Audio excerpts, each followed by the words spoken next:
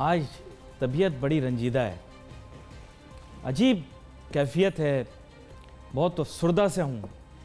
जो मनाजिर मैं टेलीविज़न के ऊपर देख रहा हूँ, पड़ोसी मुल्क हिंदुस्तान से आ रहे हैं, बेशक ये बड़ी अफसोसनाक बात है। मौजू तो मेरा ये नहीं है, लेकिन बहैसियत एक पाकिस्तानी, बहैसियत एक मुसलमान और बहैसियत एक इंसान, मैं ऐसा महसूस करता हूँ कि मेरी गैरत को ललकारा भी जा रहा है।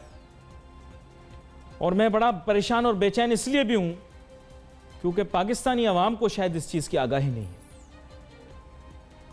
चाहे बांग्लादेश में बसने वाले हमारे वो बिहारी भाई जो स्टेटलेस हों, मेरा ताल्लुक कोई बिहार से नहीं, लेकिन फिर भी मैं उनके हुकूक के लिए आवाज़ उठाता हूँ।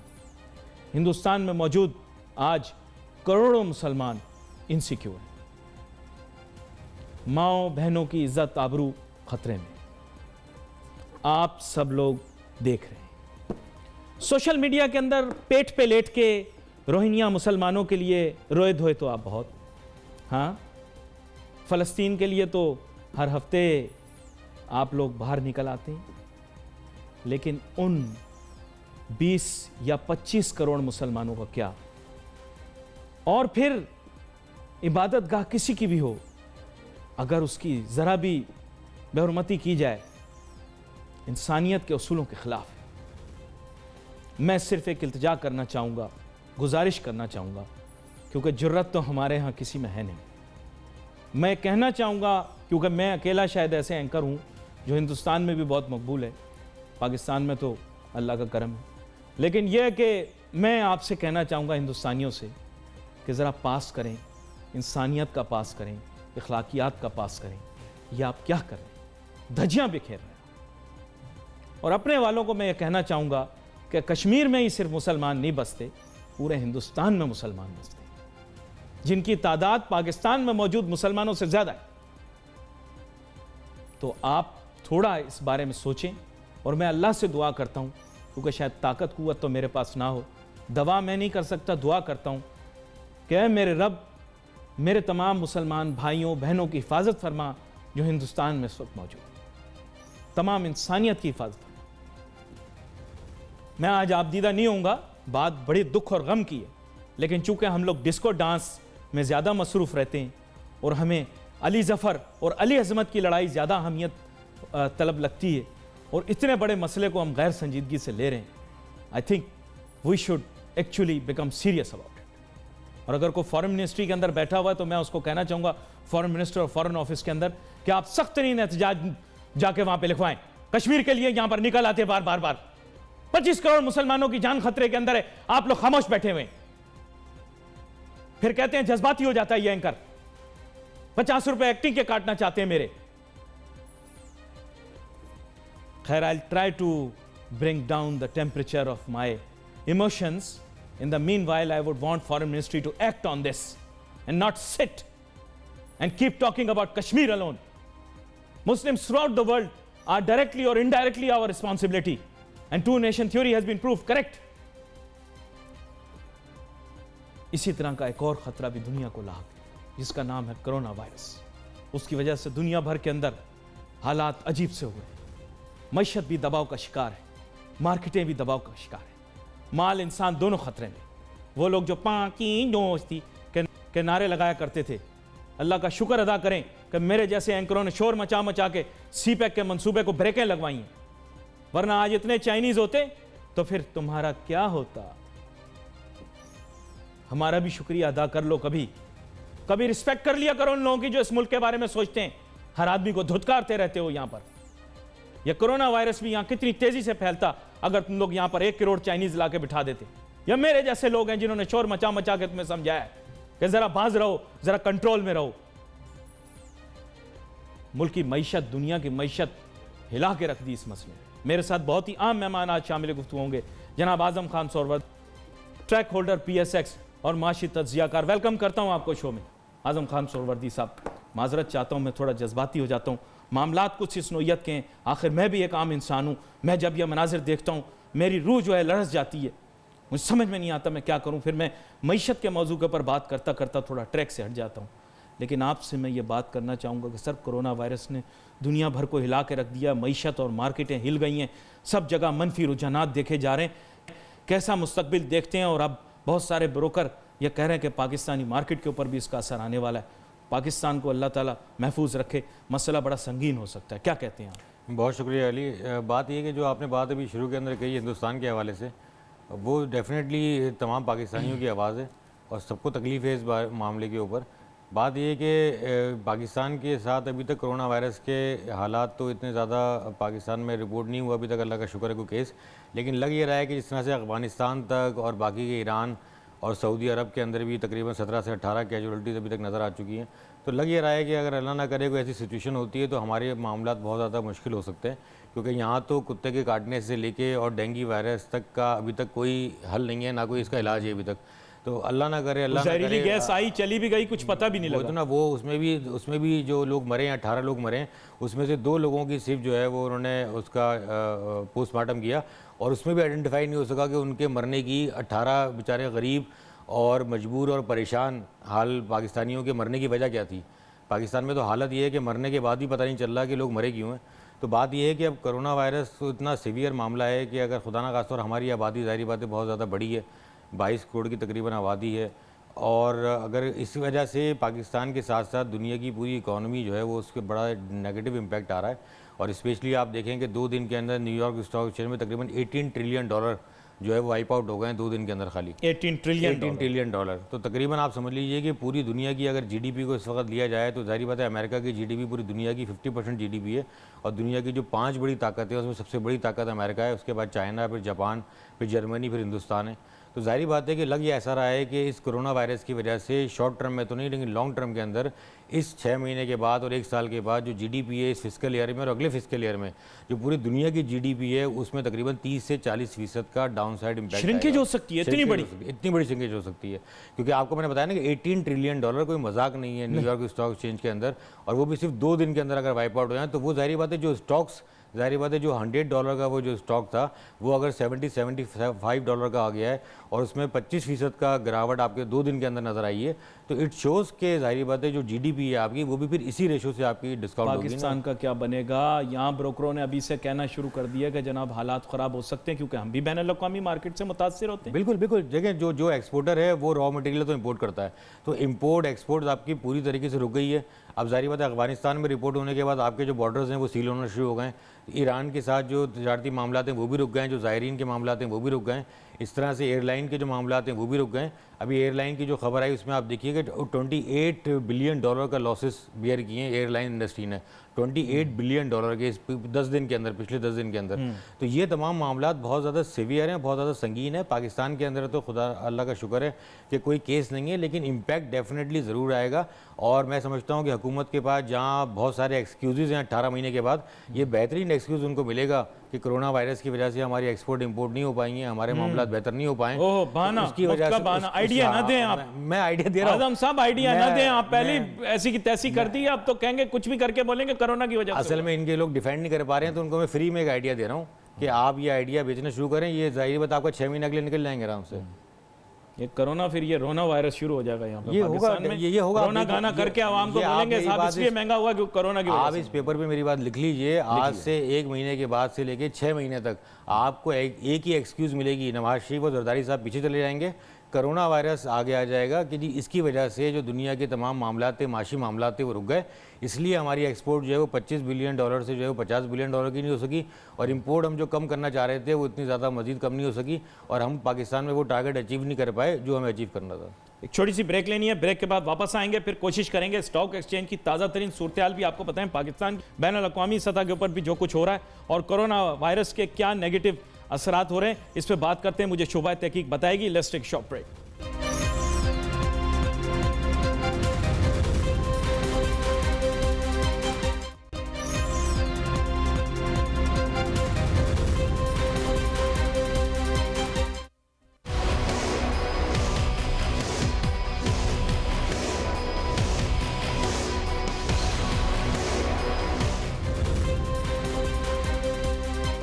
नाज़रीन, बैन अल-अक़वामी मार्केटों के हालात देख रहा हूँ, मैं तो हैरान हो गया हूँ देख के। ये तो तमाम ही मामला बिगड़ गया है। मेरे ख्याल अब तो पढ़ के बताने की ज़रूरत नहीं है, मेरे ख्याल मनफी रुझान हर जगह चल रहा है। अगर अमेरिका को देखें तो अमेरिका की मार्केटें भी, जैसे ब्रेक पे जाने से पहले आज़म खान साहब बता रहे थे, यूरोप की जानिब जाऊं तो वो भी सारा रेड, और अगर यहाँ एशिया की जानिब देखूं तो यहाँ पर भी हालात बिल्कुल ही ख़राब लग रहे हैं। तो मेरे ख्याल कोरिया को छोड़ के और हांगकांग को छोड़ के मामूली बाकी मार्केटें ये भी मनफी रुझान दिखा रही हैं। तो हालात तो कुछ गड़बड़ हैं। और मुझे शोबा तहकीक ने बताया है कि ये प्रोग्राम में आने से पहले, ये ब्रेक के बाद जब आपको ज्वाइन किया है, 603 पॉइंट की कमी देखी है, 38,254 पॉइंट के ऊपर मार्केट खड़ी थी अभी थोड़ी देर पहले। आपके हालात जो हैं वो आपको साथ साथ बताता रहूँगा।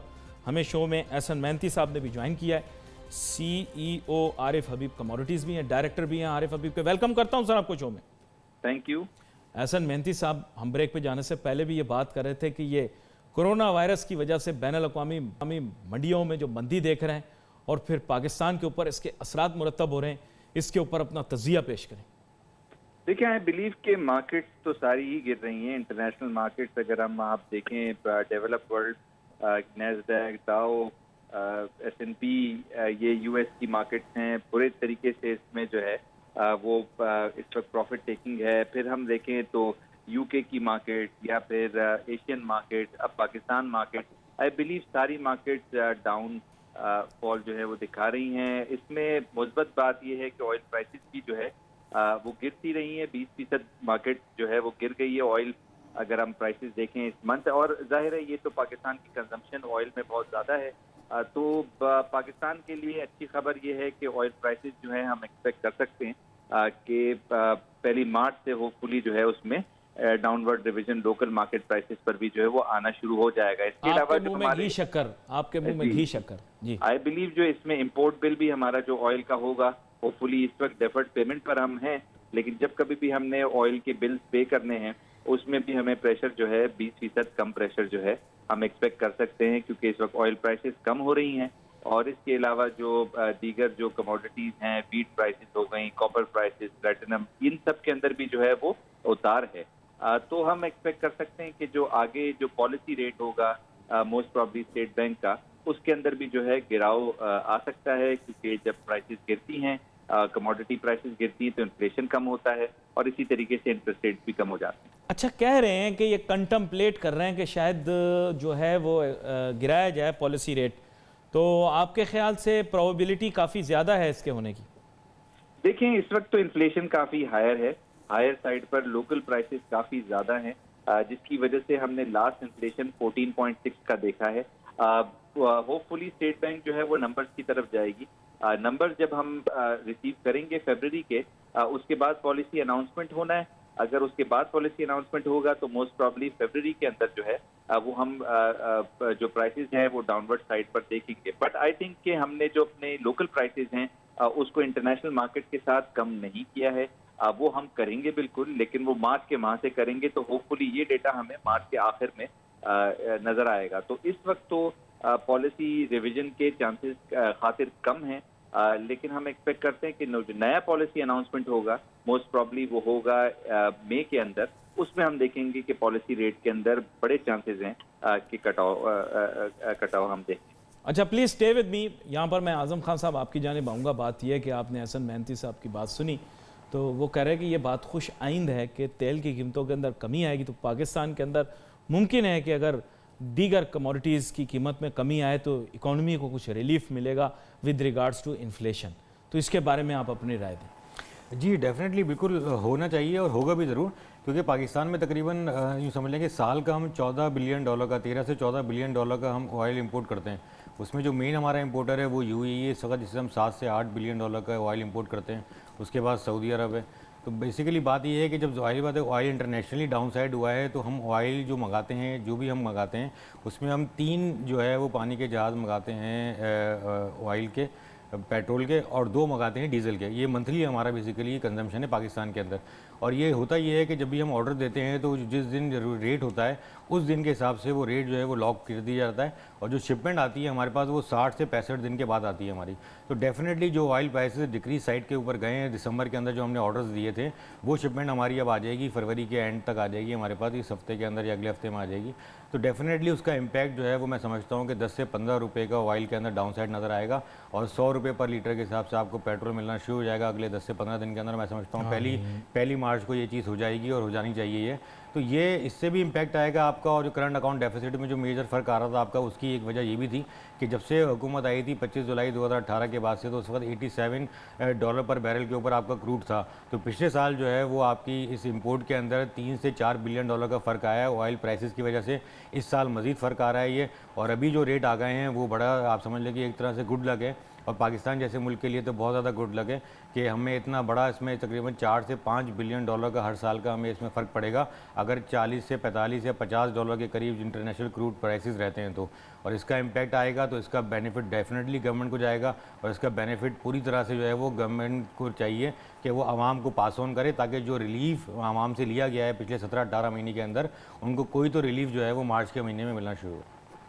चलें, आप दोनों बड़ी अच्छी बातें कर रहे हैं, मुझे तो बड़ी खुशी है। किसी भी तरह आवाम को रिलीफ मिलना चाहिए। बिल्कुल। लेकिन एहसन मेहनती साहब, ब्रेक पे जाने से पहले भी और प्रोग्राम से पहले भी आज़म खान साहब के साथ बात हो रही थी कि एक स्क्रिप्ट तो मौजूद होता है ना बैनुल-अक़वामी सतह पर इकोनॉमिक और बिजनेस साइकिल की सूरत में, वजह जो भी बने रिसेशन की आमद कभी ना कभी तो होनी ही है।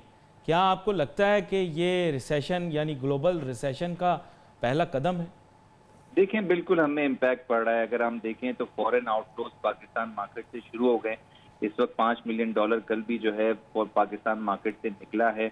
इंडिकेशन यही है कि ये ग्लोबल ग्रोथ प्लेयर्स हैं, ये बढ़ चुके हैं। अब ऐसी सूरत हाल में जो हमारी FDI इन्वेस्टमेंट पाकिस्तान में आती है, अगर वो चाइना से आई थी तो वो चाइना से अब आने वाले वक्तों में काफ़ी मुश्किल होगी कि वो FDI बरकरार रहे। CPEC प्रोजेक्ट पे इम्पैक्ट आता है इसका। जाहिर है इसमें जो कैपिटल मार्केट में इन्वेस्टमेंट आती है फॉरेन इन्वेस्टर्स की तरफ से वो रुक जाती है। कैपिटल मार्केट के अंदर जो स्पेशली जहां पर डिमांड रिलेटेड जो है वो बाइंग होती है ऑटो सेक्टर के अंदर, सीमेंट और फिर इसके अलावा स्टील सेक्टर, यहाँ पर जो है हम एक्सपेक्ट करते हैं कि डेटा वीक LSM ग्रोथ का जो है आने वाले वक्तों में नजर आ सकता है। But at the same time हमने जो है वो इस सिचुएशन का फायदा भी उठाया है। वो ऑर्डर्स जो चाइना की मार्केट की तरफ जा रहे थे, स्पेशली टेक्सटाइल सेक्टर में, हमारा टेक्सटाइल सेक्टर अब इस वक्त अंडर कैपेसिटी हो गया है, और मेजॉरिटी जो गारमेंट एक्सपोर्ट्स हैं वो बढ़ती जा रही हैं, एक्सपोर्ट नंबर्स इंप्रूव हो रहे हैं। ये बड़ा एसेंशियल मौजू है जिस पर आप बात कर रहे हैं। मुझे एक छोटी सी ब्रेक लेनी है, लेकिन जो आपने की है उससे ऐसा महसूस होता है कि सर मुंडाया तो ओले पड़ गए। Let's take a short break.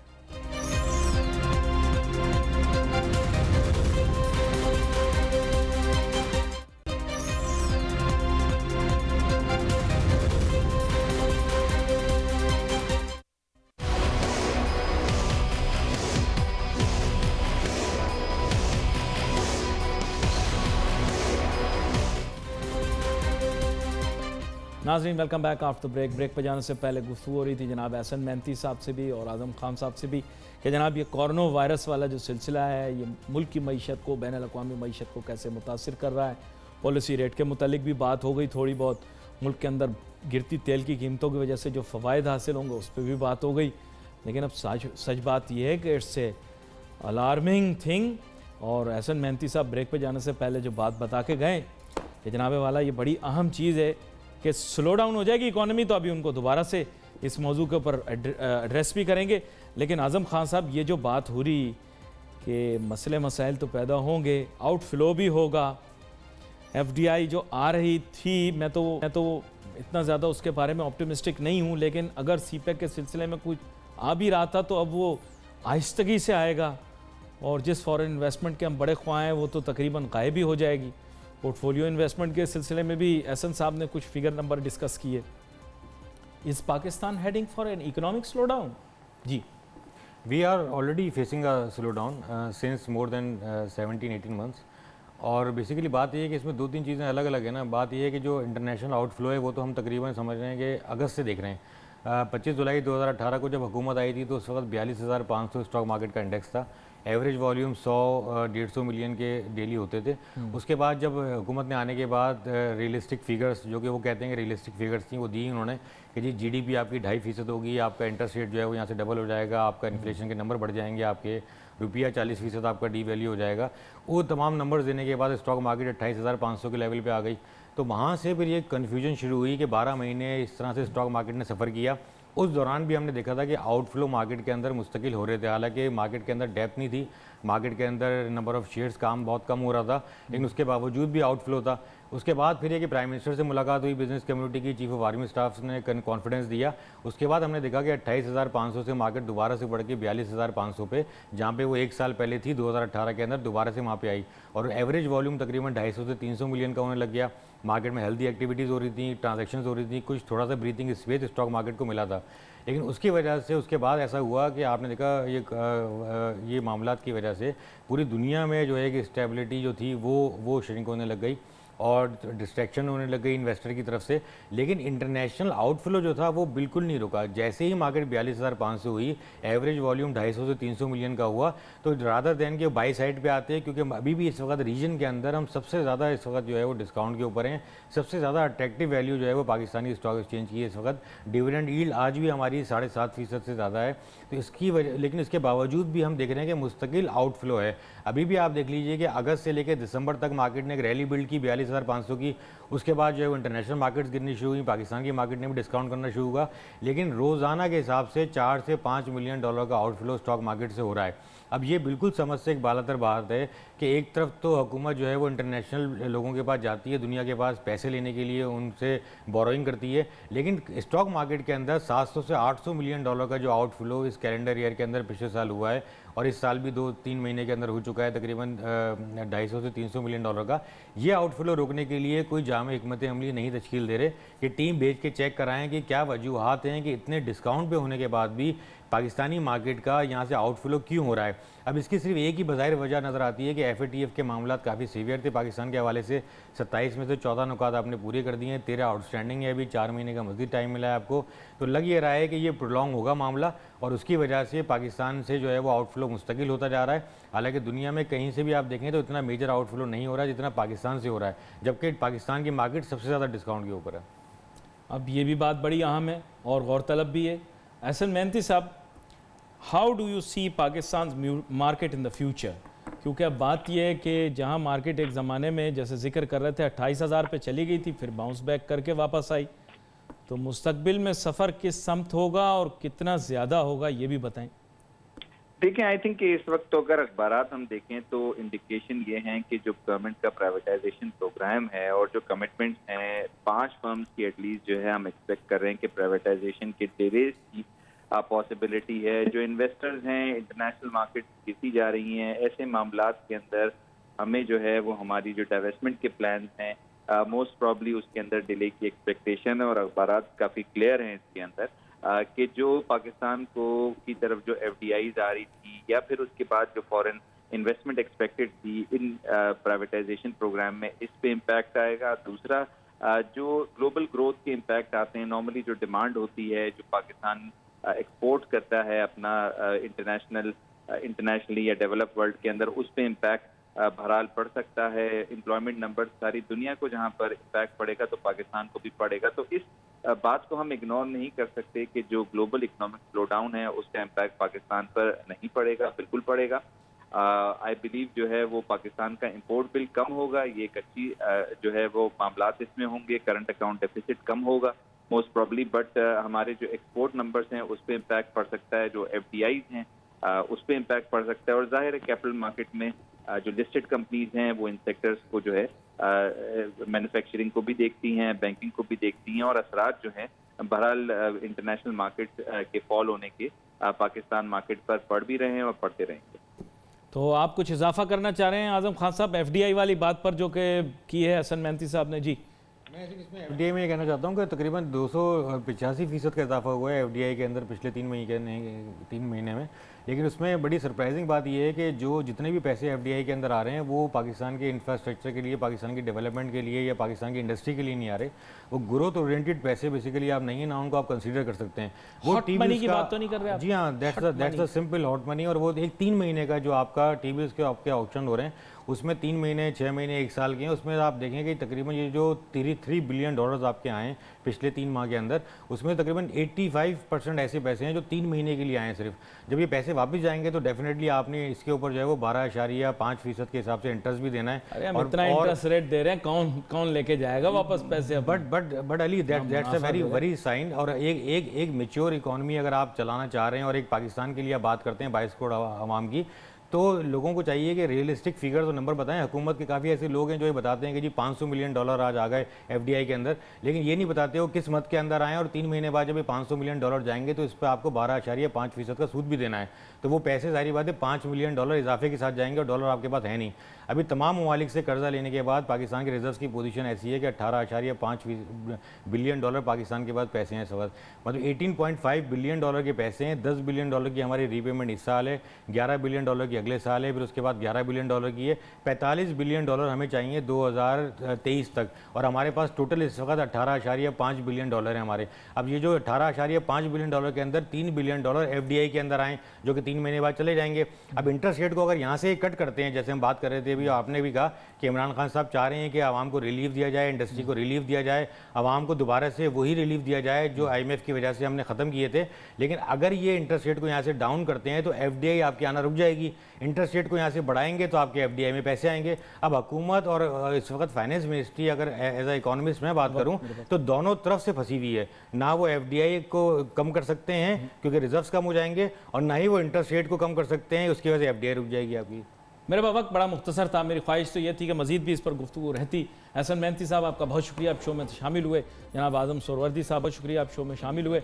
और मेरे ख्याल से काफ़ी अहम गुफ्तगू हो गई। बहुत सारे एस्पेक्ट जो हमारे अमूमन स्टॉक एक्सचेंज के अंदर इंटरेस्ट लेने वाले लोग होते हैं, काफ़ी अरसे से ये फील्ड ऐसी बनी हुई थी कि लोग इसकी जानिब ज़्यादा राग़िब नहीं थे। लेकिन अब जब से हलचल शुरू हुई है और इस तरह की खबरें आना शुरू हुई तो हर आदमी उसकी जानिब देख भी रहा है, उसके मुतालिक बात भी कर रहा है।